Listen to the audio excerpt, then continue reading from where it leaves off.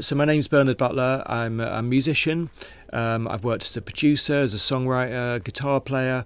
I was in the group Suede when I began my career. I produced records by the Libertines, Kate Nash, Paloma Faith, and Jessie Buckley, Mercury Award, and I won a Brit Award and a Grammy Award and all those kind of things. I've understood how to be adaptable enough to work in every area that I can find in music. So I started in music when I was at school. I was in an inner London state school in London Borough of Haringey, one of the most deprived boroughs in the country, and at the time I was picked out of the class and chosen to play the violin, to do violin lessons, and that was completely free, and I completely always never forget that I was given that by the state system. And my two brothers bought a guitar and an electric guitar, a really bad electric guitar off their mate at school in the playground, believe it or not, and brought it home to me and literally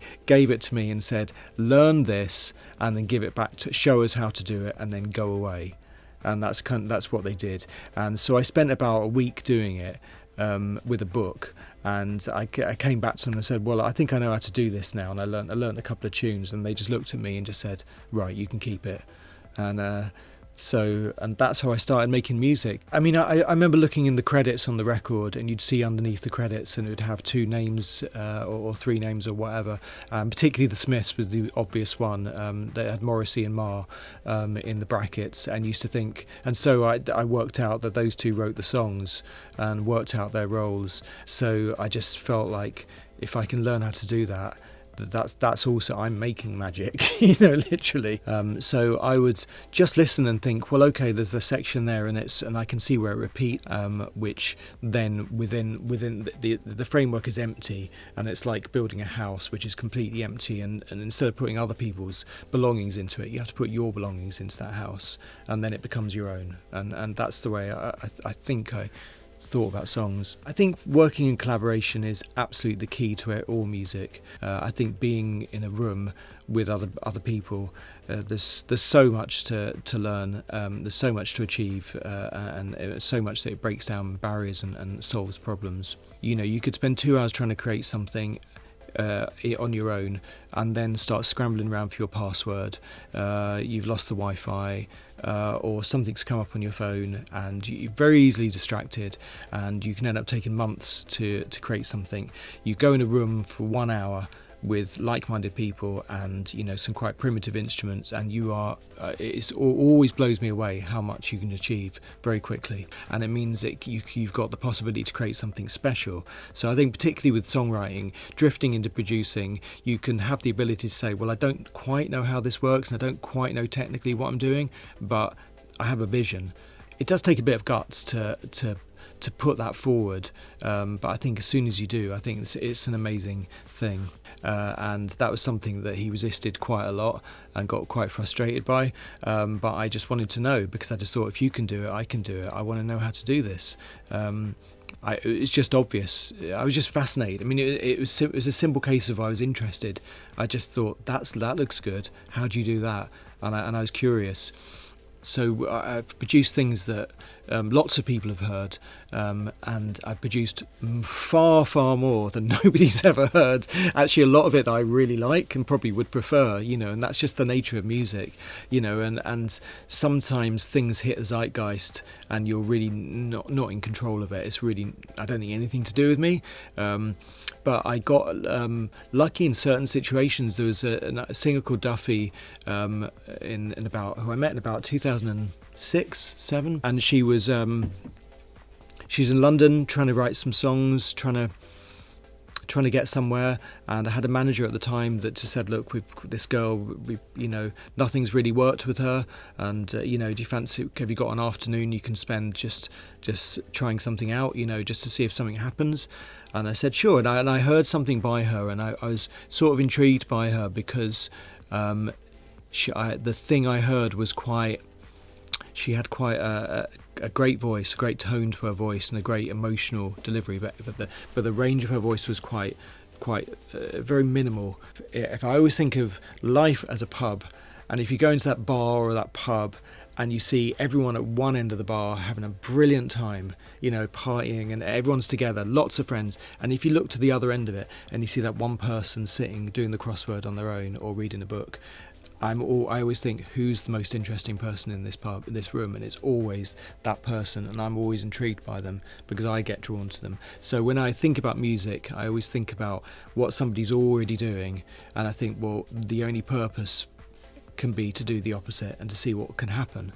So with Duffy, I did exactly that, and we met up on a Friday afternoon, and I had a piece of music and a kind of an idea, kind of a sketch, a kind of an odd idea, piece of music that didn't have any chorus, just had this kind of building sort of blues structure.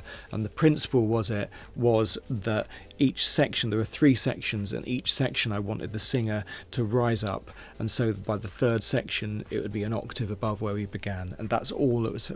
And it was like a journey, so like a train journey. It's what I thought about.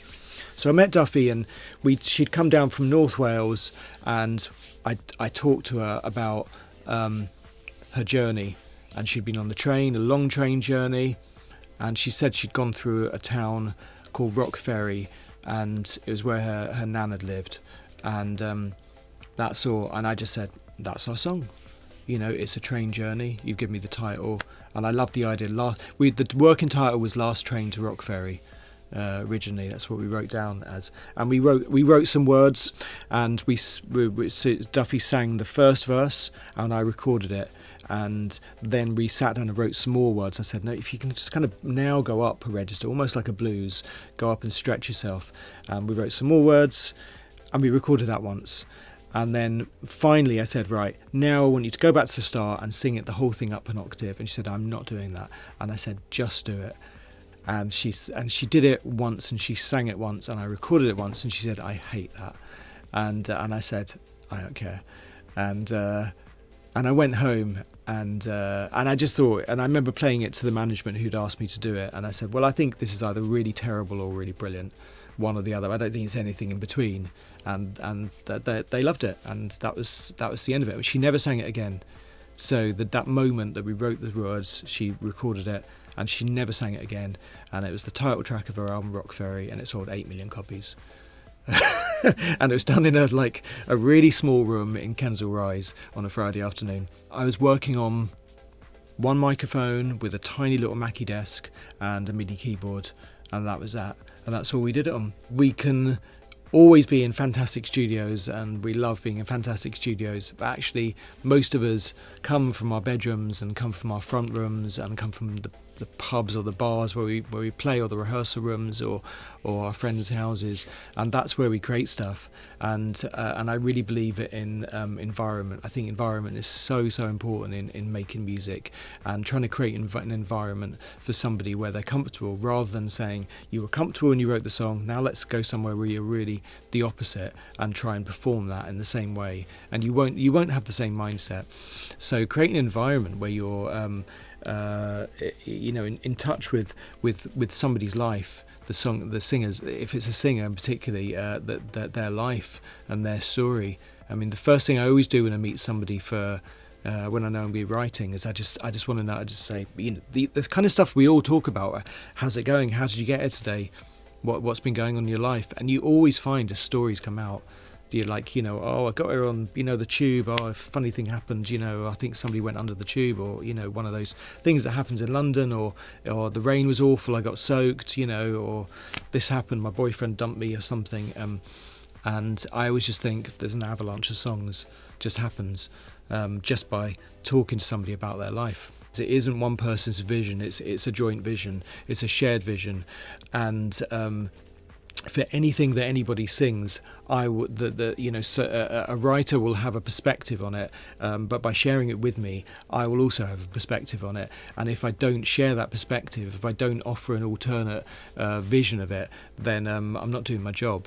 So you have to say, well, this is what this could be, and I think this could be it. So it could be, well, I think this could go up. This could go up a tone. I think your voice could go higher or lower. I think the song could be faster, slower, softer. All of those kind of things about dynamics. And And in terms of the picture you paint around a voice, and particularly the musical arrangement, can change quite radically. Whether it's electronic or whether it's strings or however you paint that picture, will tell a different story about the lyric. It's important to have the belief that when you have the thoughts, that you shouldn't hide them away and you should throw them out. You only get one chance to do that. If you keep it to yourself, you're hiding those thoughts. Most people don't really want to know about what's going on in the songwriter's life, and they don't really care, because to really connect with the song, you've got to connect it to your own life. And so I think it's humility that you can really learn humility as a songwriter, to understand the power of what you can do by sharing your own experience or feelings. The power that can transmit to other people's lives is really humbling.